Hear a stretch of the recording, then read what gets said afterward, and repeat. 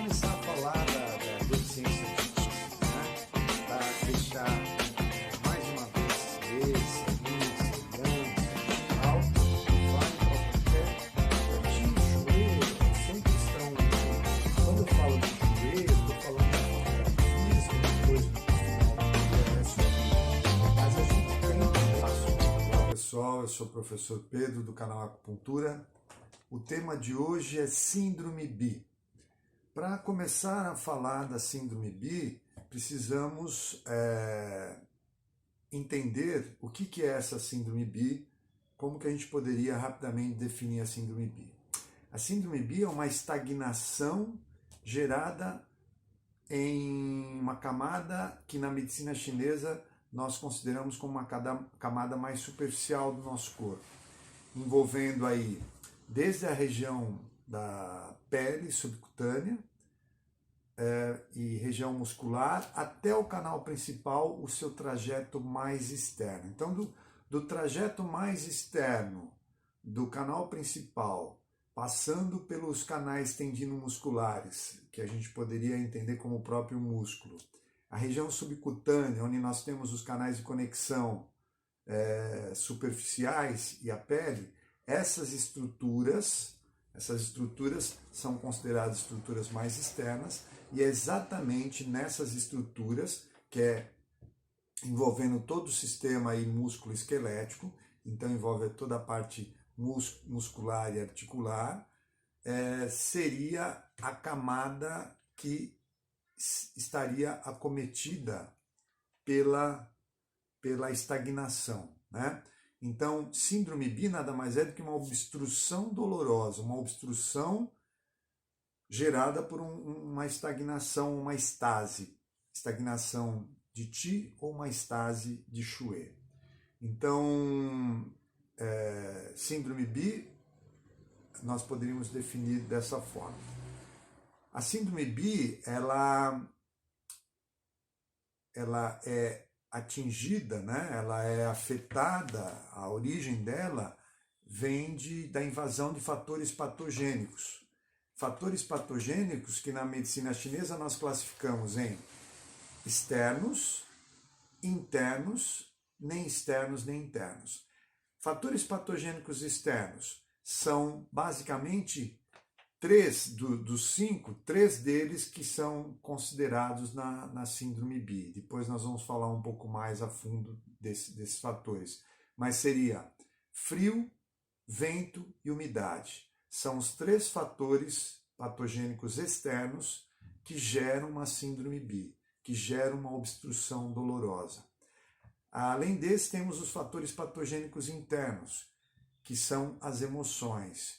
Então, as emoções, basicamente, inicialmente, elas atingem os órgãos, porque são fatores patogênicos internos, né? Elas vão atingir os órgãos. Esses órgãos, depois de serem atingidos, podem afetar o canal, porque Síndrome BI é uma desarmonia afetando o canal. Então, nós sempre vamos tratar o canal. Nós sempre vamos tratar essa superfície, né? Como eu falei no início.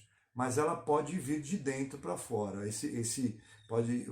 A emoção pode gerar uma deficiência e que vai gerar uma estagnação e por isso gera dor, né? Que a Síndrome BI ela gera estagnação que gera dor. E o terceiro fator, que seria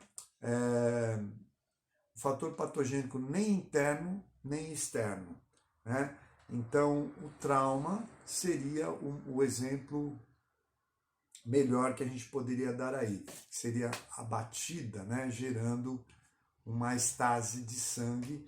Esse seria o fator patogênico nem interno nem externo.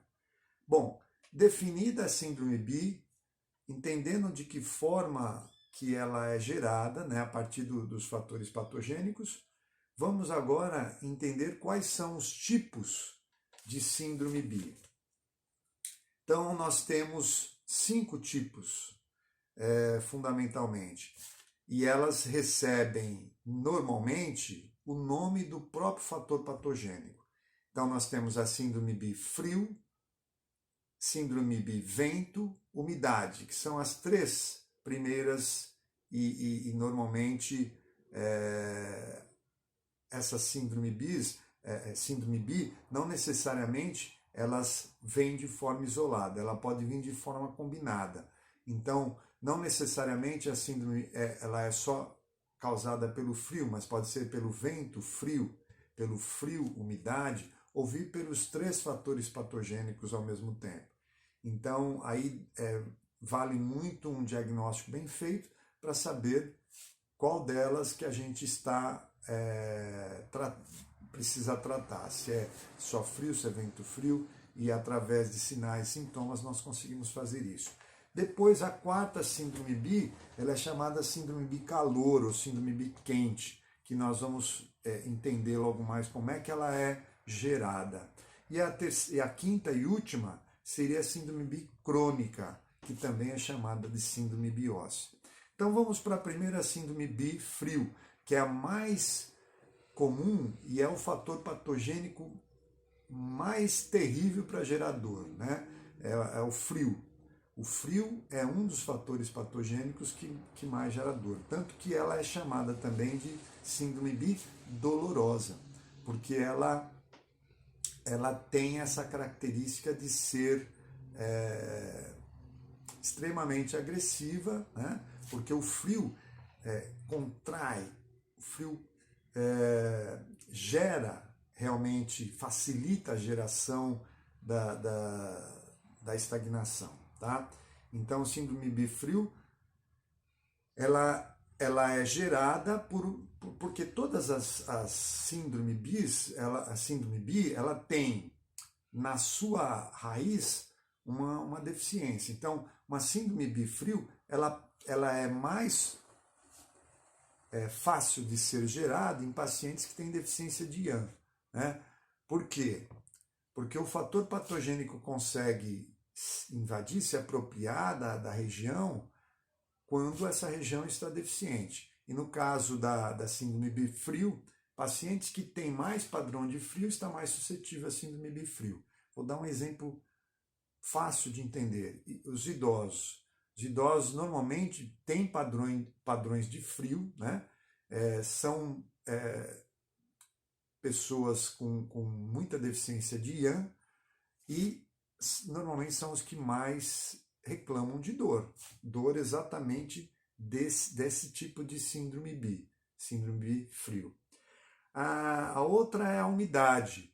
Essa umidade, ela normalmente, ela pode ser gerada por questões, fatores patogênicos externos, conforme nós falamos, a questão climática, a região climática ou o local onde a pessoa vive, se está sempre em contato com muita umidade, ou o trabalho que a pessoa executa está sempre em contato com umidade, isso pode ser um fator gerador da síndrome B umidade. Mas a alimentação é o grande vilão aí da história. Alimentos gordurosos, alimentos, bebidas alcoólicas, alimentos que mesmo os extremamente açucarados, tal, são todos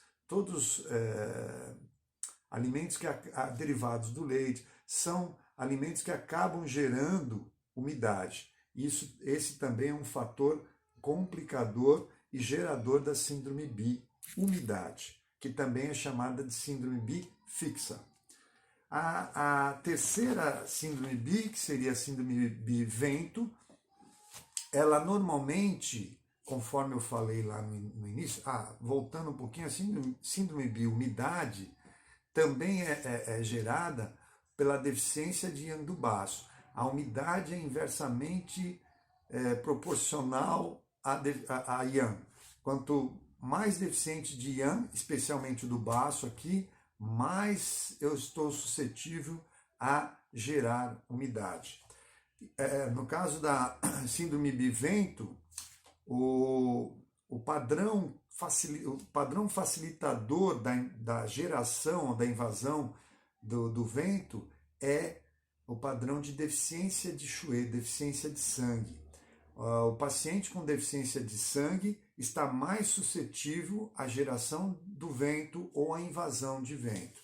Então, um exemplo típico aqui, a fibromialgia, que o paciente fibromialgico normalmente tem uma grande deficiência de Chouet e ele tem essa dor que é caracterizada como uma dor migratória, tanto que é um outro nome que recebe a síndrome bivento, é a síndrome bimigratória. Então essas são as 3 primeiras síndromes bi: frio, umidade, vento.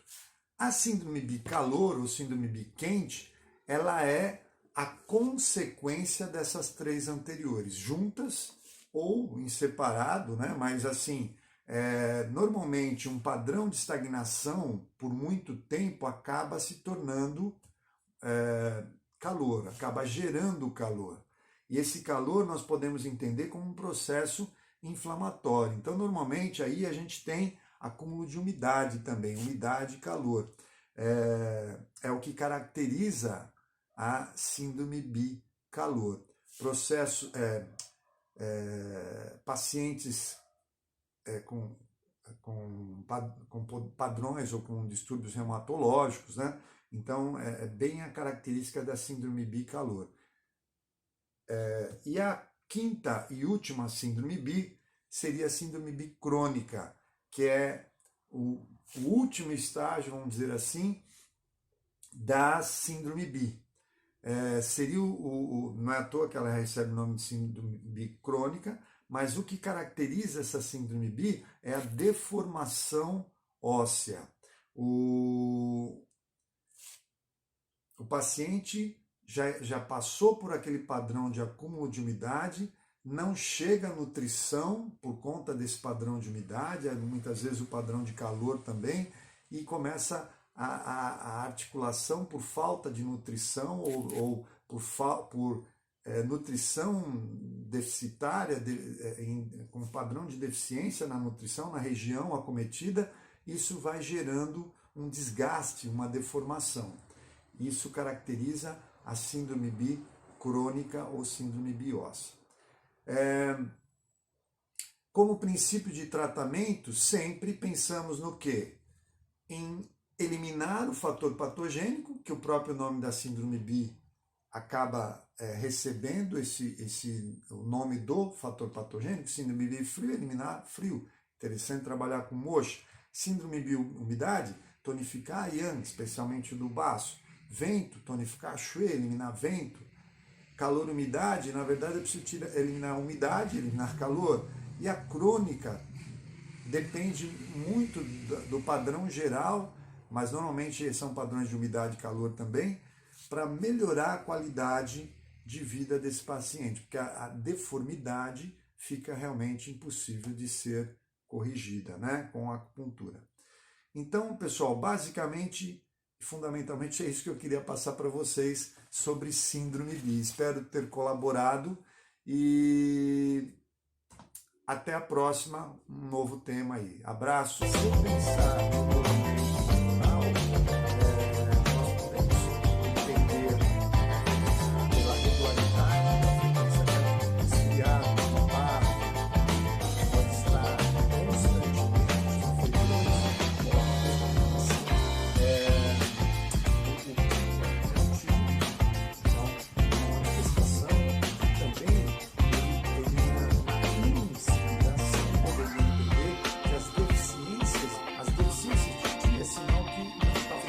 estagnou